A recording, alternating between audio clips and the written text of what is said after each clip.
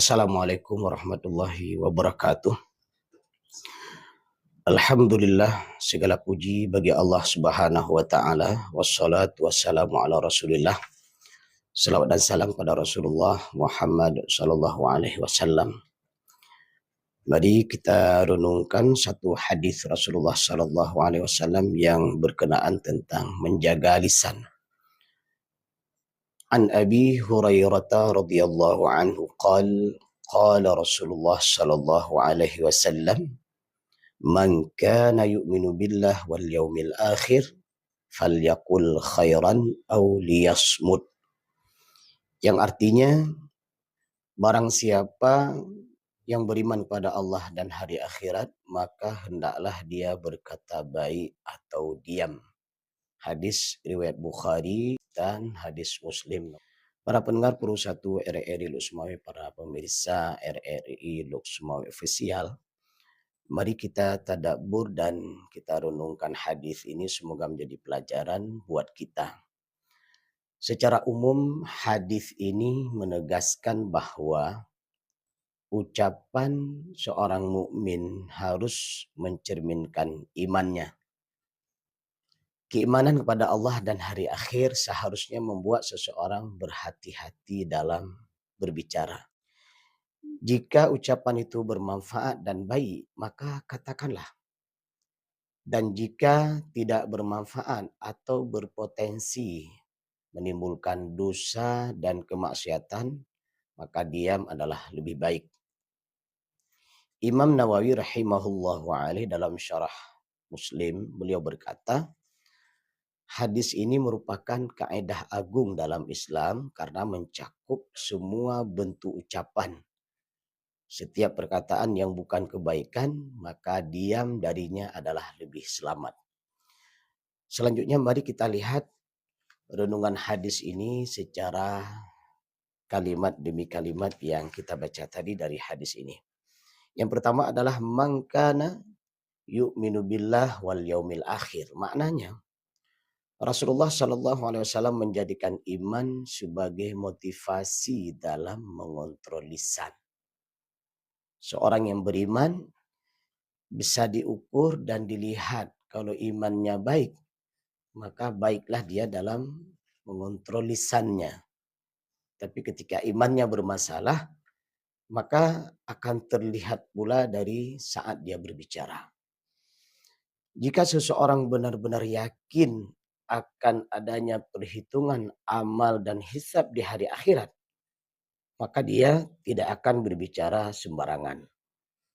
Perhatikanlah, renungkanlah, fahamilah bahwa kalimat atau bahasa yang kita ucapkan dengan lisan kita dalam kehidupan di dunia ini, nanti kelak akan kita bertanggung jawabkan di hadapan Allah Subhanahu wa taala. Maka orang-orang yang beriman kepada Allah dan hari akhir, dia akan senantiasa memperhatikan lisannya, artinya tidak akan sembarangan dalam berbicara. Kemudian kalimat berikutnya adalah falyakul khairan. Hendaklah dia berkata yang baik. Ucapan baik itu mencakup segala hal yang diridai oleh Allah Subhanahu wa taala. Apa saja? Zikir misalnya. Atau doa atau bacaan Al-Qur'an yang kita lantunkan dengan lisan kita. Itu adalah ucapan yang baik. Atau mengajarkan ilmu, memberikan nasihat, amar ma'ruf nahi mungkar. Itu juga adalah ucapan yang baik. Atau menyebarkan kabar gembira.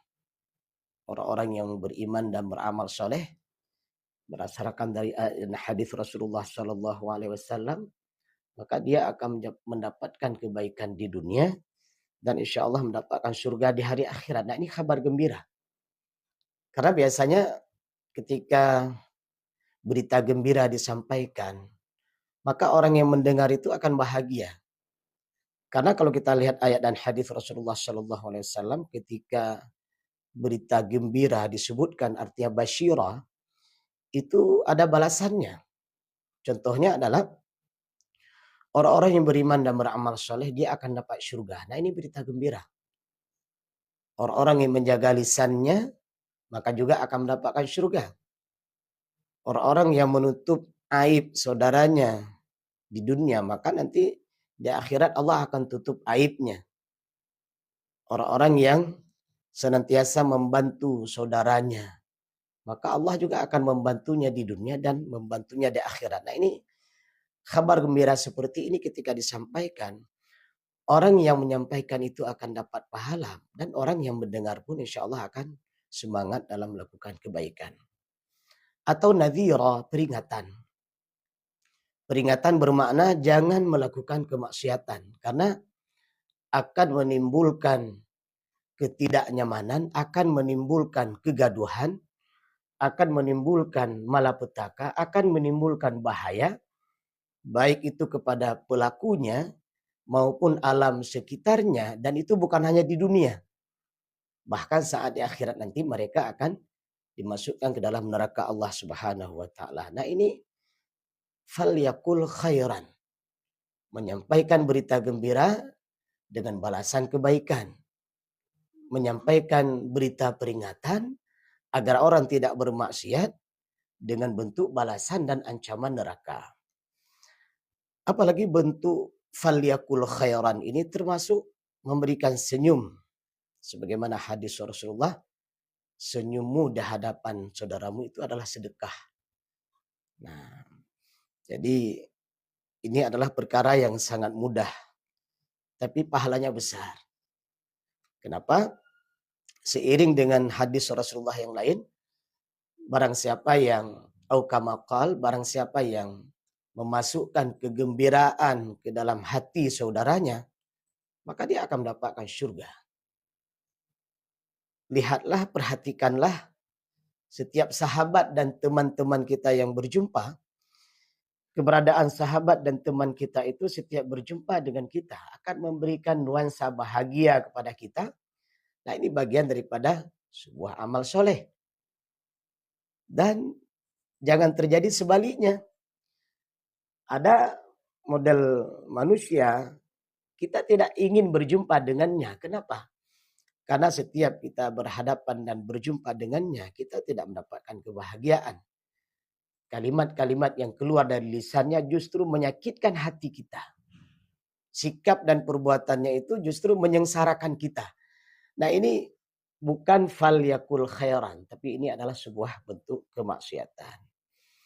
Apalagi bentuk falyakul khairan di sini termasuk ucapan yang sopan kepada sesama saudara-saudara kita. Kalimat-kalimat mulia yang kita ucapkan kepada sahabat kita, teman kita, karib kita, atasan kita, bawahan kita. Kalau kita seorang guru kepada anak-anak murid kita, kalau seorang dosen kepada mahasiswanya, kalau dia seorang pemimpin kepada rakyatnya atau rakyat kepada pemimpinnya, kalimat sopan dan mulia itu adalah falyakul khairan. Nah, ini luar biasa nasihat Rasulullah yang Rasul menyuruh kita falyakul khairan. Kemudian kalimat berikutnya dari hadis ini adalah auliyasmut, atau hendaklah dia diam.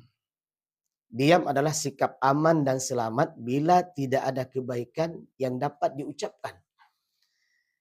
Tidak selamanya kita harus berbicara. Ada saatnya kita diam. Diam di sini bermakna dengan kita tidak berbicara, kita lebih selamat. Kalau kita berbicara akan menimbulkan kegaduhan, akan menimbulkan berbagai macam kemaksiatan, maka diam kita itu adalah lebih selamat. Diam di sini bermakna diam yang bermanfaat. Artinya dengan diamnya kita tidak menimbulkan kemudaratan. Nah, ini diam yang diharapkan oleh Allah dan Rasulnya. Tetapi kalau misalnya ada di hadapan kita sebuah kebaikan, kalau kita berbicara akan memberikan kebaikan, maka jangan diam. Maka redaksi hadis ini yang kita baca, kalimat sebelumnya adalah falyakul khairan aw liyasmut. Saat ada potensi kebaikan apabila kita berbicara, maka berbicaralah. Ada orang yang berjalan karena dia kurang perhatian atau kurang perhitungan, sehingga kalau dia menyeberang, akan terjadi kecelakaan, maka falyakul khairan. Bicaralah, stop, jangan menyeberang dulu, jangan berjalan. Karena ada bahaya di depan Anda. Tetapi di sisi yang lain terkadang ketika ada orang berbicara, maka pada saat itu diam lebih bagus. Kenapa? Karena saat kita diam, kita bisa mendengar petuah-petuah yang disampaikan. Saat kita diam, kita bisa meresapi dan memaknai apa yang disampaikan. Maka diam di sini adalah lebih baik. Contoh yang paling sederhana misalnya dalam rumah tangga kita. Ketika ada suami berbicara, maka posisi keadaan istri yang terbaik adalah diam.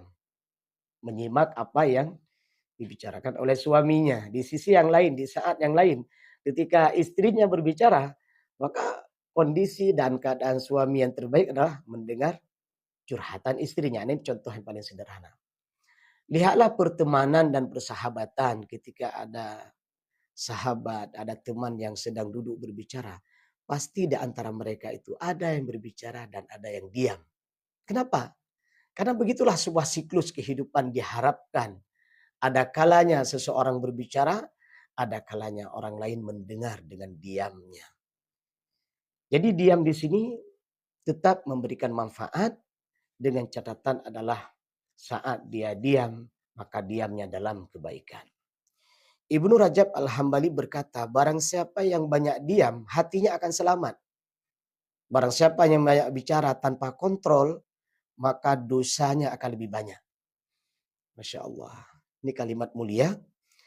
Ternyata wibawanya atau diamnya orang-orang yang berwibawa adalah itu lebih hebat. Saat kita dimarahi oleh seseorang, maka kita tidak menyahutnya. Dan kita diam. Nah, dalam diam kita itu lebih berwibawa. Saat ada orang mencaci maki kita, maka juga kita diam. Maka diamnya itu lebih selamat. Saat ada orang memfitnah kita, menghibah kita, atau menulis tulisan-tulisan yang tidak baik pada kita, atau menyampaikan kabar yang tidak baik tentang kita, tapi kita diam. Sambil kita berdoa kepada Allah, sambil kita bahkan memohon ampun kepada orang yang berbicara yang tidak baik kepada kita. Nah, ini lebih mulia. Maka oleh karena itu, para pendengar Pro 1 RRI Lusmawe, dari hadis singkat yang kita baca ini, mari kita ambil kesimpulan secara umum. Yang pertama adalah keimanan menuntut pengendalian lisan kita. Yang kedua, bicara baik itu adalah ibadah. Dan yang ketiga, diam juga bisa menjadi sebuah ibadah. Yang keempat, setiap kata akan diminta pertanggungjawaban oleh Allah nanti di hari akhirat. Dan yang kelima, lidah atau lisan adalah merupakan cerminan hati seseorang. Semoga bermanfaat. Alhamdulillahirabbil alamin. Subhanakallahumma bihamdik asyhadu an la ilaha illa anta astaghfiruka wa atubu ilaika. Assalamualaikum warahmatullahi wabarakatuh.